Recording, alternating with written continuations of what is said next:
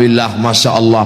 Saya melihat, ibu melihat dari bawah ke atas cuma melihat satu orang, Abdul Somad. Tapi saya dari bawah ke bawah, dari atas ke bawah, seperti melihat pelangi merah, kuning, hijau dan biru. Masya Allah. Begitu cara menyenangkan hati orang mengantuk. Ibu-ibu masih tahan mendengar ceramah? Masya Allah, suara yang ngantuk-ngantuk tahan. Kalau istrinya baik, anaknya pasti baik, betul. Tapi kalau suami baik, anak belum tentu baik, betul. Kita ulang sekali lagi, bisa? Kalau istri baik, anak pasti baik. Tapi kalau suami baik, anak belum tentu baik. Mana contohnya? Nabi Nuh alaihi salam.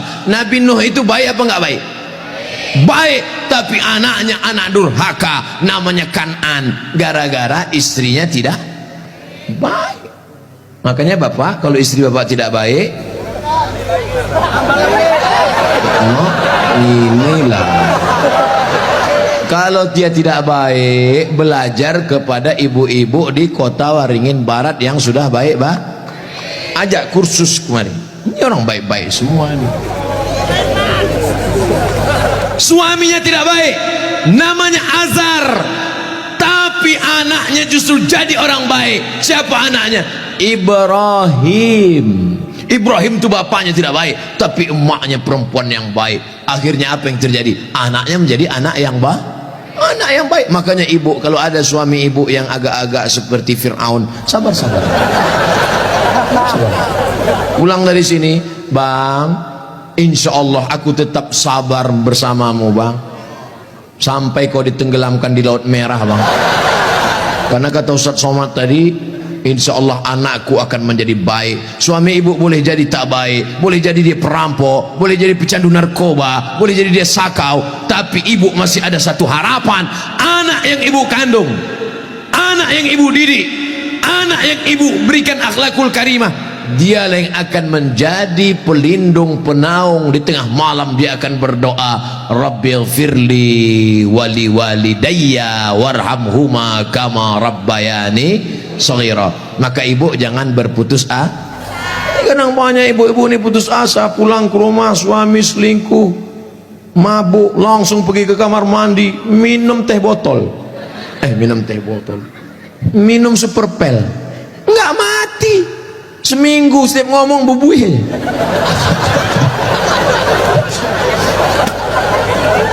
Ibu harus tegar, ibu harus kuat, ibu ada harapan. Harapan ibu siapa? Anakku akan jadi polisi, amin. Anakku akan jadi tentara, amin. Ibu sekolahkan saja anak ibu sesuai bakatnya. Perhatikan anak ini bakat.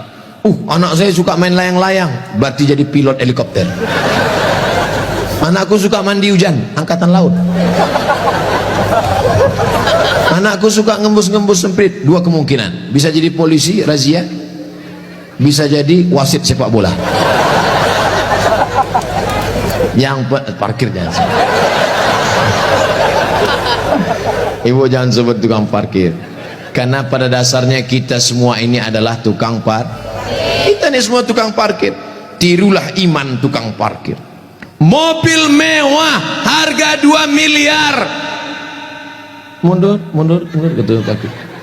Setelah begitu diambil mobil ini, adakah tukang parkir yang marah? Tidak ada. Ada nggak tukang parkir ngamuk-ngamuk? Kenapa mobil ini diambil? Saya sudah menjaganya 2 jam. Nggak ada. Kalaupun ada berarti gila.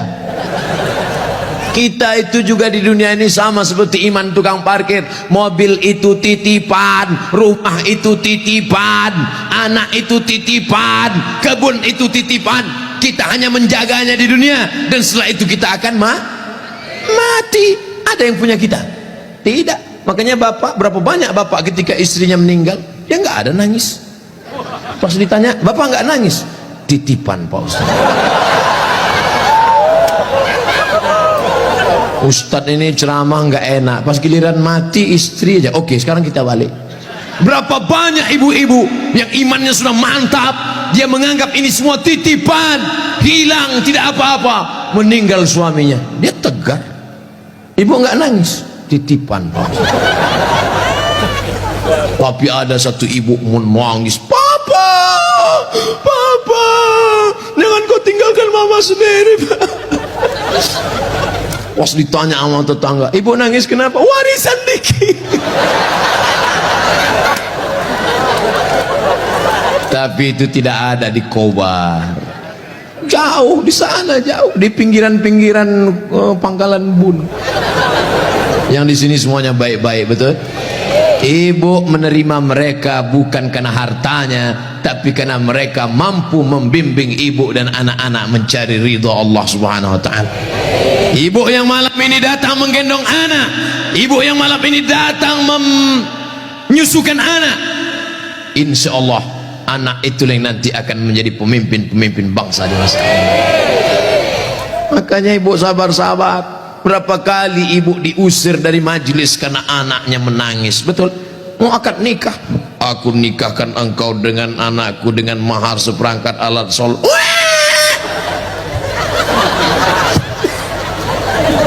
Berapa kali di majelis kematian ibu diusir, betul? Ada orang kaya meninggal, datang anaknya, mantunya, cucunya pakai baju hitam semua, nama kelompoknya Men in Black.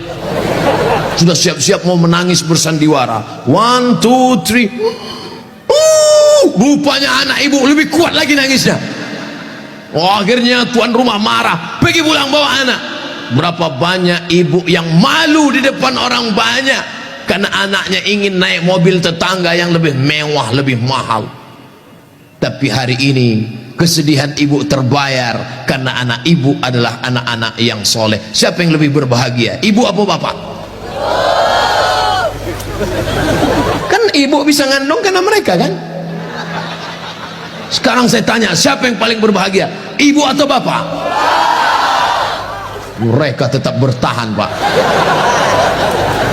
Bapak ibu yang dimuliakan Allah Subhanahu wa taala, siap menjaga persatuan.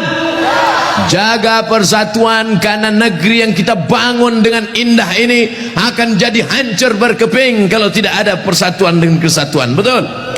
Maka persatuan ini sama seperti tiang gawang. Kok Ustaz tiba-tiba ingat tiang gawang? Itu tiang gawang, itu tiang gawang. Ibu jaga gawang, jangan sampai kebobolan. Bapak striker, penyerang. Papa, silakan kau pergi sejauh mata memandang, tapi di hari petang kau harus membawa uang. Untuk apa? Untuk anak-anak kita, supaya dia tidak makan riba, makan haram. Striker tidak pernah diejek oleh kiper. Kiper tidak pernah marah-marah. Apa kata kiper? Hei striker, kok enak aja di sana, tolong gantian kau jaga sini. Tidak ada, karena mereka sudah siap bagi-bagi itu, bagi tugas. Ceramah di tanah lapang, Ustaz Somad. Ceramah di stadion, Ustaz Somad. Ceramah di TV, Ustaz Somad. Ceramah di YouTube, Ustaz Somad. Tapi yang ngajar di pesantren, yang ngajar di ma'had, yang ngajar di sekolah, para habaib dan ulama, kami udah bagi-bagi tugas. Makanya Habib ulama nggak pernah ngaji. Apa itu Somad itu? Ceramahnya di lapangan aja. Apa itu Abdul Somad itu? Ceramahi ibu-ibu aja, Ustaz gatal. Kan kita udah bagi-bagi tadi. Makanya nonton jangan sepotong-sepotong. Kesana 45 menit, kesini 45 menit, belum, sebentar lagi habis. Masya Allah, tabarakallah, masih lama rupanya. Saudara yang dimuliakan Allah Subhanahu wa taala, di tempat laki-laki Abdul Somad bicara 3, bersama, jaga persatuan kesatuan. Yang kedua, ramaikan masjid dengan sholat berjamaah. Yang ketiga, makmurkan masjid dengan belajar agama, fikih, hadis, tafsir. Siap mengamalkan yang 3? Yang perempuan, yang pertama, ibu jangan sedih, ibu jangan depresi, hadapi masa depan, didik anak-anak menjadi anak-anak yang soleh dan solihah. Ada pondok pesantren di Kobar, tamat SD. Sebelum SD jangan sedih, kasihan, ingusnya 12. Kalau 11 itu biasa, bengkok, belum sampai hati. Ustaz Somad dulu pesantren, saya masuk pesantren tamat SMP kegedean.